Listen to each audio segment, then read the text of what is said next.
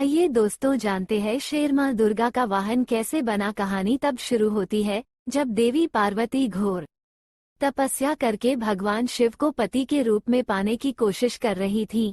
सालों तक तप करने के बाद माता पार्वती को भोले भंडारी अपनी पत्नी के रूप में अपना लेते हैं। इसी बीच तपस्या की वजह से मां पार्वती का रंग काफी काला पड़ गया था। एक दिन ऐसे ही बातचीत के दौरान भगवान शिव मां पार्वती को काली कह देते हैं। ये बात उन्हें पसंद नहीं आती। वो नाराज होकर दोबारा तप करने के लिए चली जाती हैं। एक दिन बाद घूमते घूमते एक शेर घोर तप कर रही मां पार्वती के पास पहुंचा। उन्हें खाने की इच्छा से वो वहां घूमता रहा। मां को तप में लीन देखकर शेर भी वहीं इंतजार करता रहा। देवी का इंतजार करते करते सालों बीत गए।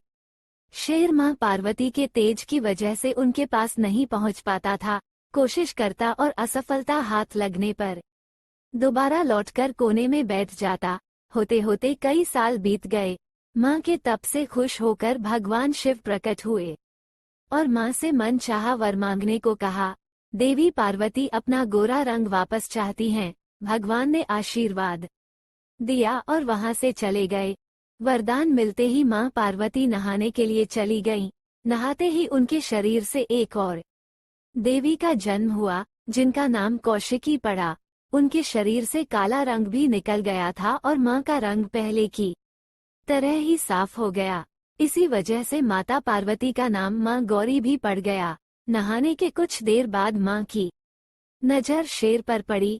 शेर को देखते ही उन्होंने भगवान शिव को याद किया और शेर के लिए भी वरदान मांगा। माता पार्वती ने भगवान से कहा, हे नाथ, ये शेर सालों से मुझे भोजन के रूप में ग्रहण करने के लिए इंतजार कर रहा था। मेरे पूरे तप के दौरान ये यही था।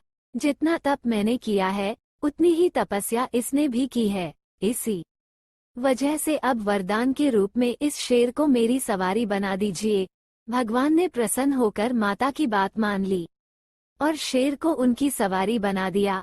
आशीर्वाद मिलने के बाद माता शेर पर सवार हो गई और तभी से उनका नाम मां शेरावाली और दुर्गा पड़ गया।